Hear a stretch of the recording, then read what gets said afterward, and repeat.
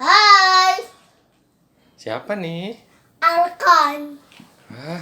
Akan lagi pakai baju apa? Cem, Apa? Cem. Habisnya kapan kalau yang beli layangannya itu kan anak-anak. Nah, kalau kemahalan kita jualnya kan kasihan anak-anaknya. Layangan ya kan ya? Chef itu ngapain? Mata tuh. Alkan testa MVP kerjanya itu dari cikgu. Ciku itu apa? Cikgu itu Natal di kampus-kampus itu loh. Mau tahu apa MVP dari cikgu? Ayo kita lihat yuk. Let's go. Jangan lupa subscribe ya di tombol merah ini. Terima kasih. Baju Dapu Cipi. Alas dan Alkan. It's our family vlog. Ayahku, cikgu, kuliah online. Mata kuliah, sistem, hukum, Indonesia. Kampus Picip Untak. Edisi 3. Assalamualaikum warahmatullahi wabarakatuh. Selamat pagi teman-teman. Kita ketemu lagi di kuliah online Sistem Hukum Indonesia yang ketiga atau yang pertama setelah kemarin kita bareng-bareng ada di sesi UTS. Dan sesi yang sekarang kita akan membahas tentang beberapa pembagian atau macam hukum dari dua segi. Benefit kalau teman-teman kuliah untuk materi kali ini, teman-teman akan bisa tahu mana bedanya hukum yang berlaku di sisi publik atau umum dan mana hukum yang berlaku untuk sisi privat. Juga akan bisa membedakan mana hukum yang berfungsi mengatur atau mana hukum yang berfungsi memaksa. Kalau dilihat dari kepentingan yang diatur, itu nanti akan ada dua macam hukum. Yang pertama adalah hukum publik dan yang kedua adalah hukum privat. Jadi pembagian ini pertama kali muncul itu dicetuskan oleh Ulpianus. Dia salah satu ahli hukum di zaman-zaman dulu. Dia intinya bilang kalau hukum publik itu berkaitan dengan fungsi negara dan kalau hukum privat itu berkaitan dengan kepentingan individu. Kemudian ada dua alasan kenapa diadakan pembedaan ini. Yang pertama, itu alasannya adalah karena negara berfungsi untuk melaksanakan kehendak rakyatnya. Yang kedua, alasannya adalah hubungan yang diaturnya, karena hukum itu melayani bermacam-macam kepentingan. Kita bahas satu persatu. Yang pertama dari alasan pertama, yaitu negara berfungsi untuk melaksanakan kehendak rakyatnya. Jadi teman-teman, negara itu dibentuk untuk menjaga terpeliharanya kehidupan berbangsa, melindungi warganya dari serangan musuh dari luar, meningkatkan kesejahteraan sosial dan memberdayakan warganya. Di sini negara bertindak sebagai fasilitator dalam kehidupan berbangsa. Jadi itulah alasan kenapa diperlukan aturan-aturan hukum. Dan mungkin saja aturan-aturan itu diambil dari praktek-praktek dalam pergaulan hidup bermasyarakat sehari-hari kita. Tapi semakin besar macam, semakin besar jenis dan corak kebinekaan suku, budaya, adat istiadat kita, itu alasan kenapa harus ada aturan-aturan yang lain daripada yang ditetapkan oleh masyarakat. Nah, ini adalah alasan kenapa ada atau eksisnya hukum publik. Itu alasan yang pertama. Kita akan bahas alasan yang kedua, yang bilang kalau mengenai hubungan yang diaturnya, karena di sini hukum itu melayani bermacam-macam kepentingan. Kalau dibedakan lagi, itu ada kepentingan umum dan kepentingan khusus. Penguasa, bisa pemerintah dalam hal ini di negara kita, itu melalui hukum publik harus memelihara kepentingan umum. Dan sebaliknya, warga masyarakat mempunyai kebebasan untuk mengadakan hubungan di antara sesamanya. Dari hubungan ini, yang terlibat adalah kepentingan mereka yang mengadakan hubungan, yang dalam hal ini disebut kepentingan khusus. Dan kepentingan khusus ini diatur oleh hukum privat. Itulah alasan atau dua alasan kenapa ada pembedaan hukum publik dan hukum privat. Kemudian, ukuran kepentingan itu digunakan untuk membedakan mana hukum publik dan mana hukum privat. Kepentingan politik itu yang berkaitan dengan negara jelas itu dapat dikualifikasi sebagai kepentingan umum. Kemudian keamanan, juga kepentingan bersama warga masyarakat itu dapat dikategorikan sebagai kepentingan umum. Dari situ akhirnya kelihatan teman-teman seperti hukum tata negara dan hukum administrasi negara yang itu berkaitan dengan negara, terus juga hukum pidana dan juga hukum acara pidana itu yang berkaitan dengan kepentingan bersama itu juga diklasifikasikan sebagai hukum publik. Sebaliknya, kepentingan yang bersifat pribadi seperti misalnya berdomisili, perkawinan, kepemilikan harta kekayaan dan pewarisan itu adalah kepentingan khusus sehingga yang mengatur adalah hukum privat. Tapi dalam perkembangan selanjutnya, ada beberapa bidang hukum yang penegakannya itu harus dilakukan oleh negara karena dipandang berkaitan dengan kepentingan umum. Sehingga itu akhirnya masuk ke dalam pengaturan hukum publik, misalnya hukum lingkungan. Kemudian untuk menentukan mana yang merupakan kepentingan umum dan mana yang merupakan kepentingan khusus itu bergantung kepada si pembuat undang-undang sebenarnya. Dan pembuat undang-undang itu pun ketika menentukan masuk ke kepentingan khusus atau kepentingan umum itu juga pasti dipengaruhi oleh beberapa faktor seperti ekonomi, sosial, politik, dan nilai-nilai hidup dalam masyarakat. Di wilayah hukum publik teman-teman, itu salah satunya adalah hukum tata negara, yang mana hukum tata negara oleh beberapa ahli itu disebut sebagai basic law atau hukum yang mendasari eksistensi hukum-hukum lainnya. Artinya, tanpa hukum tata negara itu maka tidak ada hukum-hukum yang lain. Hukum tata negara itu artinya kurang lebih hukum yang berkaitan dengan organisasi negara. Dan objek pengaturan hukum tata negara itu kewenangan organ-organ negara, hubungan antar organ negara, hak asasi manusia, kewarganegaraan, keabsahan undang-undang dan peraturan-peraturan, juga partai politik dan pemilihan umum. Sedangkan kalau hukum administrasi itu berbeda. Jadi kalau hukum tata negara itu kan mengatur tentang organ negara, tapi kalau hukum administrasi itu hanya berkaitan dengan organ administrasi saja dalam kerangka bekerjanya kekuasaan eksekutif. Kalau dilihat secara umum, hukum administrasi itu diartikan sebagai hukum yang mengatur hubungan antara organ administrasi dengan warga masyarakat. Ciri khasnya dari hukum administrasi itu bentuknya tertulis, selalu tertulis. Beda dengan hukum tata negara yang dimungkinkan bentuknya itu berasal dari suatu konvensi atau berasal dari kebiasaan-kebiasaan dalam penyelenggaraan kehidupan bernegara yang dianggap mengikat meskipun itu tidak tertulis. Tapi sebaliknya, diulang lagi ya, hukum administrasi itu tertulis atau artinya tidak ada tempat untuk hukum kebiasaan dalam hukum administrasi. Objek pengaturan dalam hukum administrasi itu bermacam-macam seperti perizinan, pegawai negeri, pajak, pendaftaran yang menciptakan hak, dan tindakan organ administrasi. Kemudian satu lagi yang termasuk hukum publik itu adalah hukum pidana. Hukum pidana itu artinya adalah hukum yang menetapkan perbuatan-perbuatan apa saja yang dilarang dan menetapkan sanksi bagi yang melakukan perbuatan-perbuatan itu. Perbuatannya itu bisa pertama tindakan atau pembiaran. Kalau tindakan itu artinya harus berbuat sesuatu, tapi kalau pembiaran tidak berbuat apa-apa. Ide awal diadakan hukum pidana itu untuk mencegah terjadinya perbuatan-perbuatan yang merugikan masyarakat. Tapi, tidak semua perbuatan yang merugikan masyarakat itu merupakan perbuatan pidana. Nah, kembali seperti tadi ya, yang menetapkan perbuatan apa saja yang diancam dengan pidana itu adalah lagi-lagi si pembuat undang-undang. Dan dalam hukum pidana, seperti di materi beberapa waktu yang lalu, itu ada asas legalitas, yang artinya tidak ada seorang pun yang dapat dipidana karena melakukan sesuatu perbuatan jika tidak ada aturan undang-undang yang mengatur sebelum perbuatan itu dilakukan. Jadi harus ada aturannya dulu, baru seseorang itu bisa dikenakan pidana. Dan flashback ke beberapa tahun dulu di abad pertengahan, itu di hukum Romawi di Eropa Barat itu ada kemungkinan raja itu punya kekuasaan absolut, yang mana dia itu bisa menjatuhkan pidana ke setiap orang yang dianggap berbuat salah, dan tujuannya adalah untuk mengamankan posisi si raja. Jadi siapa saja bisa dipidana oleh raja selama itu dianggap mengganggu keamanan posisi si raja. Nah, begitu sifat absolut ini tumbuh pesat, akhirnya waktu itu muncul tuntutan perlindungan hukum membagi warga negara dari kekuasaan raja yang absolut tadi.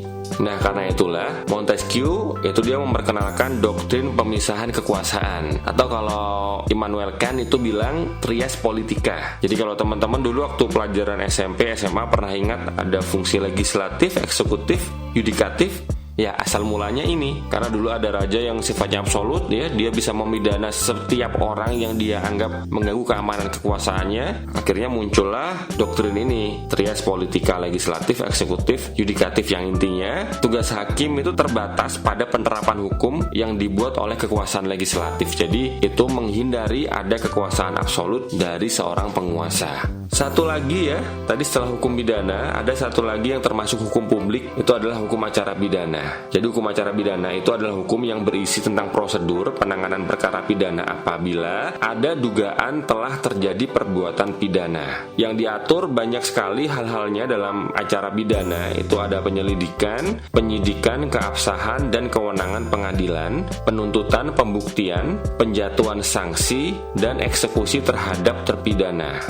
Untuk hukum acara pidana ini, inisiatif untuk mulai berperkara itu ada di tangan negara. Di sini diwakili oleh jaksa. Sekarang kita beralih ke hukum privat. Hukum privat secara tradisional itu sebenarnya cuma ada dua ya, hukum perdata dan hukum acara perdata saja. Meskipun dalam perkembangannya nanti akan berkembang ke lebih dari itu. Kalau hukum administrasi itu masuk dalam bilangan hukum publik, tapi beda dengan hukum acara peradilan administrasi. Nah, jadi kalau hukum acara peradilan administrasi itu termasuk hukum privat. Beda antara peradilan pidana tadi inisiatif kan dari negara ya, diwakili jaksa. Tapi kalau peradilan administrasi, inisiatif itu dilakukan oleh individu yang merasa dirugikan oleh tindakan atau keputusan dari organ administrasi. Ini hampir sama seperti hukum acara perdata, yang mana inisiatif berperkara itu dilakukan oleh individu yang bukan negara. Tapi ketika suatu saat ada negara yang mengajukan gugatan perdata kepada individu, dibalik ya, kalau tadi kan individu mengajukan gugatan ke organ administrasi atau negara, sekarang kebalik. Ketika ada negara mengajukan gugatan perdata kepada individu, maka di sini kapasitas negara itu dinilai sebagai individu, bukan sebagai organ publik. Kemudian selain hukum perdata dan hukum acara perdata, juga ada beberapa cakupan hukum baru yang termasuk hukum privat. Salah satunya adalah hukum bisnis. Sekarang kita membahas tentang hukum perdata. Hukum perdata itu mengatur status seseorang, kecakapan untuk melakukan perbuatan hukum dengan akibatnya, domisili, perkawinan dengan segala akibatnya, hak kebendaan dan hak atas orang, pewarisan dan kekadaluarsaan. Kalau hukum bisnis itu adalah perkembangan dari hukum perdata. Titik berat dari hukum perdata itu kan masalah-masalah yang bersifat pribadi. Tapi kalau hukum bisnis yang menjadi fokus pengaturan itu hubungan individu dengan individu yang lainnya dalam rangka sama-sama mencari keuntungan. Cakupan dari hukum bisnis itu bermacam-macam. Ada hukum kontrak, hukum perseroan, hukum pasar modal, hukum ketenaga kerjaan, hukum kekayaan intelektual, hukum perbankan, hukum asuransi, hukum transportasi, dan hukum penyelesaian sengketa alternatif. Kemudian kita masuk ke hukum privat yang lainnya, hukum acara perdata ya. Kalau hukum acara perdata itu mengatur mengenai gugatan yang objeknya meliputi juga objek yang diatur dalam hukum bisnis, keabsahan dan kewenangan pengadilan, kemudian pembuktian, terus penjatuhan putusan dan eksekusi putusan.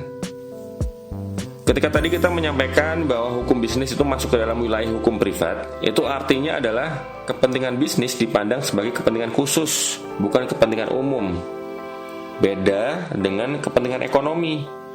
Kepentingan ekonomi masih dianggap sebagai kepentingan umum. Jadi kalau hukum bisnis tadi masuk ke dalam hukum privat, sebaliknya hukum ekonomi itu masuk ke dalam wilayah hukum publik. Karena dalam hukum ekonomi itu ada campur tangan pemerintah dalam bidang ekonomi. Misal ya, kepentingan ekonomi yang terutama berkaitan dengan kebijakan investasi, permintaan untuk meningkatkan pendaya gunaan tenaga kerja, untuk meningkatkan pendapatan, itu adalah merupakan kepentingan umum. Jadi makanya kenapa hukum ekonomi diatur oleh hukum publik. Tapi ada juga kegiatan ekonomi yang di luar atau selain berkaitan dengan peningkatan pendapatan dan pencegahan pengangguran, itu dianggap sebagai kepentingan khusus. Di luar itu ya, jadi di luar peningkatan pendapatan dan di luar pencegahan pengangguran, itu dipandang sebagai kepentingan khusus. Akhirnya konsekuensinya pengaturan di luar bidang tadi, di luar peningkatan pendapatan dan pencegahan pengangguran, itu akhirnya dianggap masuk sebagai wilayah pengaturan hukum privat. Perbedaan hukum publik dan hukum privat itu juga bisa ditentukan dari siapa yang melakukan perbuatan. Jadi kalau yang melakukan perbuatan itu adalah penguasa, maka yang menguasai adalah hukum publik. Sebaliknya, kalau yang melakukan perbuatan adalah individu, maka perbuatan itu dikuasai oleh hukum privat. Mengenai pembedaan hukum publik dan hukum privat itu juga ada pendapat dari ahli hukum zaman dulu, Loeff namanya. Dia bilang kalau hukum privat itu mengatur hubungan yang sederajat dan hukum publik itu mengatur hubungan yang tidak sederajat. Dalam hal ini, negara itu punya posisi yang lebih tinggi daripada individu. Kemudian teman-teman juga ada kriteria lain ya yang bisa dilihat untuk membedakan hukum publik dan hukum privat. Itu namanya kita bisa melihat dari kriteria siapa yang dibebani untuk mempertahankan aturan tertentu. Kalau aturan hukum privat itu punya ciri pihak yang diatur oleh hukum itu punya kebebasan untuk membuat pilihan apakah dia akan mempertahankan kepentingannya atau tidak. Itu melalui aturan-aturan tadi. Contoh, ada seseorang yang ruginya disebabkan karena orang lain tidak memenuhi kewajibannya. Misalnya harus membayar tanggal berapa tapi dia tidak membayar pada tanggal yang ditentukan sesuai perjanjian yang sudah mereka buat. Nah, orang yang dirugikan tadi itu bisa mempertahankan kepentingannya. Pertama dengan cara menggugat orang yang merugikan, atau yang kedua malah dia tidak melakukan tindakan apa-apa, alias dia menerima keadaan tadi, pasrah. Nah, ketika orang yang dirugikan tadi tidak melakukan kegiatan apa-apa, di sini negara tidak dapat mempunyai inisiatif untuk mempertahankan hak orang yang dirugikan tadi. Itu ya. Sedangkan kalau hukum publik itu adalah aturan hukum yang objek utamanya adalah kepentingan umum dan yang mempertahankannya adalah penguasa. Jadi kalau tadi hukum privat itu objeknya adalah kepentingan khusus, untuk mempertahankan atau tidak mempertahankan kepentingan itu tergantung sama orang yang punya kepentingan tadi. Kalau tadi contohnya orang yang dirugikan tadi. Tapi kalau hukum publik sekali lagi yang mempertahankan adalah penguasa. Memang ya perbedaan antara kepentingan umum dan kepentingan khusus itu tipis. Yang pertama, kepentingan umum itu ada di setiap aturan hukum. Contoh, ada satu hukum perjanjian Indonesia di salah satu pasal di BW atau di Kitab Undang-Undang Hukum Perdata, KUHP Perdata. Di situ ada syarat sah perjanjian ada 4, mulai dari kesepakatan mereka yang mengikatkan diri, kecakapan membuat suatu perjanjian, ada objek tertentu, dan ada sebab yang tidak dilarang. Kemudian di pasal berikutnya, di BW juga atau KUH Perdata, itu ada ketentuan yang menyatakan suatu sebab adalah terlarang jika sebab itu dilarang oleh undang-undang atau bila sebab itu bertentangan dengan kesusilaan atau dengan ketertiban umum. Dari contoh 2 tadi, jelas kalau perjanjian yang itu adalah wilayah pengaturan hukum privat, itu tidak dapat melepaskan pertimbangan kepentingan umum. Bahkan pada saat ini, ada kecenderungan kepentingan umum itu telah memasuki bidang-bidang yang sebenarnya dikuasai oleh hukum privat, seperti Undang-Undang Perlindungan Konsumen, Undang-Undang Anti Monopoli, Undang-Undang Ketenagakerjaan. Itu kepentingan umum yang masuk ke bidang-bidang yang dikuasai oleh hukum privat. Itu yang pertama ya. Yang pertama kita melihat dari kepentingan umum terdapat dalam setiap aturan. Yang kedua, kenapa perbedaan kepentingan umum dan kepentingan khusus itu tipis? Karena kekaburan antara hukum publik dan hukum privat. Itu sebabnya banyak sekali. Di Belanda, sudah sejak lama, peradilan administrasi di sana itu ketika ada pencarian perlindungan hukum dari campur tangan negara, itu individu bisa mengajukan perkaranya ke peradilan umum sebagai perkara perdata. Jadi individu itu bisa mengajukan gugatan ke peradilan umum, dan yang digugat itu adalah negara, itu bisa. Dan nanti perkara itu masuk ke bidang hukum perdata. Nah, semakin kesini orang mengajukan gugatan atau orang menguji perbuatan suatu penguasa di peradilan umum lewat sengketa perdata itu semakin kesini semakin banyak teman-teman. Dan akhirnya muncul suatu konsep ada perbuatan melanggar hukum yang dilakukan oleh penguasa atau negara. Tapi di sisi lain, penguasa juga ya atau negara ketika menjalankan tugasnya itu juga semakin sering menggunakan aturan-aturan hukum privat. Misal dalam suatu perjanjian atau dalam suatu pelaksanaan kebijakan. Jadi bisa ya penguasa atau negara itu ketika punya rencana tertentu itu melakukan bukan dengan cara melakukan aturan atau membuat aturan yang bersifat memaksa kepada masyarakat, tapi negara membuat suatu perjanjian dengan warga masyarakat untuk bersama-sama melakukan rencana itu. Di sini akhirnya terlihat ya hukum privat yang dilakukan oleh negara itu tidak terbatas pada perjanjian kebijakan tadi, tapi semakin kesini juga semakin banyak seperti melingkupi ketika negara membuat suatu perjanjian sewa menyewa dengan masyarakat atau perjanjian pengadaan barang jasa dengan masyarakat. Nah, akhirnya di situ terlihat bahwa semakin kesini penguasa juga banyak menggunakan aturan hukum privat dalam menjalankan tugasnya. Nah, tadi yang disampaikan di depan tadi baru saja itu suatu bukti ya, semakin banyak hubungan ya yang sebenarnya itu adalah lingkupnya hukum privat tapi ternyata dimasuki oleh hukum publik. Contoh lagi ya, ini ada di undang-undang kita, undang-undang di bidang kekayaan, di bidang hak kekayaan intelektual. Itu ada beberapa aturan yang mengatur. Yang pertama intinya adalah suatu perjanjian lisensi itu dilarang ketika di situ ada muatan atau materi yang bisa menimbulkan kerugian ekonomi Indonesia atau bisa menimbulkan materi yang itu membuat persaingan usaha tidak sehat. Nah, ketika ditemukan materi-materi tadi, Direktorat Jenderal yang berwenang itu bisa menolak pencatatan perjanjian lisensi hak kekayaan intelektual tadi. Jadi dari sini terlihat jelas ada campur tangan negara untuk mengetahui apa yang diperjanjikan oleh para pihak yang itu sebenarnya merupakan hal yang sangat pribadi. Kemudian kalau dilihat dari segi bekerjanya aturan hukum, itu hukum dapat dibedakan menjadi dua. Pertama, hukum yang bersifat memaksa dan hukum yang bersifat mengatur. Tapi pembagian itu teman-teman menurut ahli hukum zaman dulu juga namanya Van Apeldoorn, itu dia bilang istilah hukum yang memaksa itu sebenarnya juga kurang tepat karena menurut dia semua hukum itu dapat dipaksakan. Kata dia lagi ya, kata Van Apeldoorn, kata memaksa itu sebenarnya artinya adalah pembuat undang-undang tidak memberikan keleluasaan kepada para pihak untuk menerapkan atau tidak menerapkan aturan itu. Atau arti lainnya, aturan itu tidak boleh disimpangi oleh mereka yang melakukan hubungan hukum.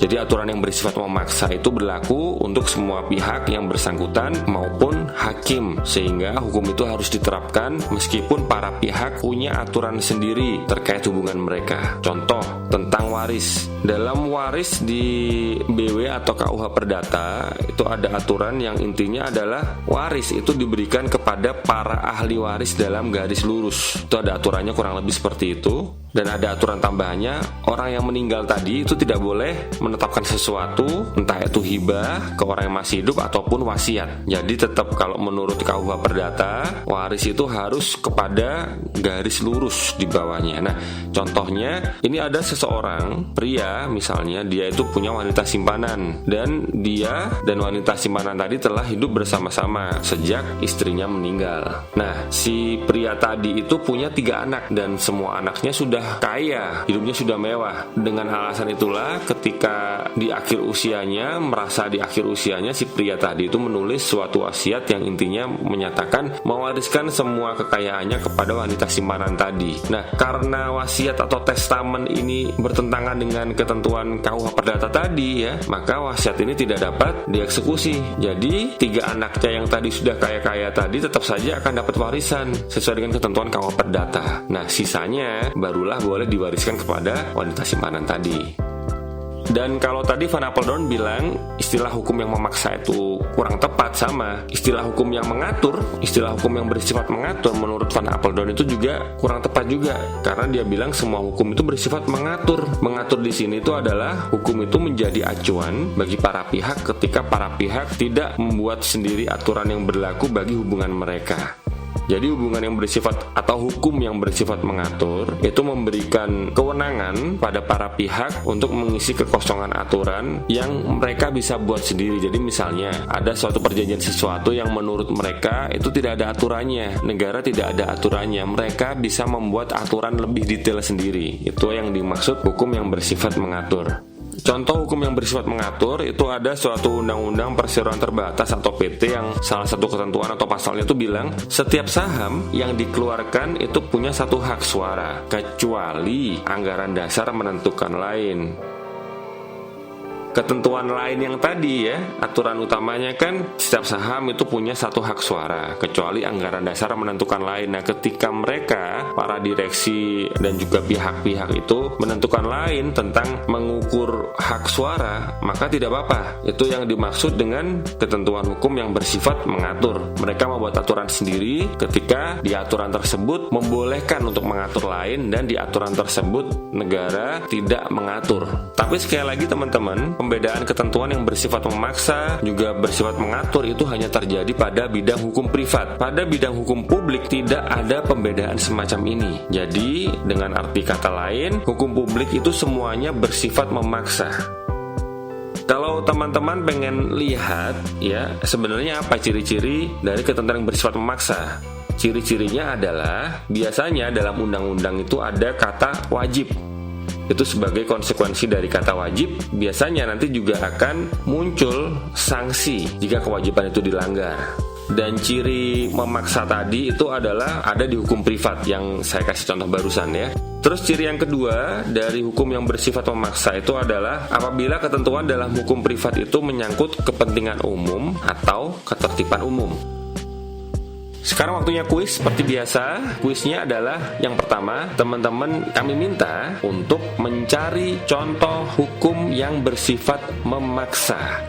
Kita batasi dalam kerangka hukum privat. Hukum privat contohnya adalah Kitab Undang-Undang Hukum Perdata. Nah, teman-teman bisa cari bebas pada Kitab Undang-Undang Hukum Perdata atau BW satu pasal saja yang termasuk dari kategori hukum yang bersifat memaksa. Seperti tadi saya jelaskan, kalau hukum bersifat memaksa berarti dalam pasal tersebut ada kata wajib dan kemudian ada sanksinya.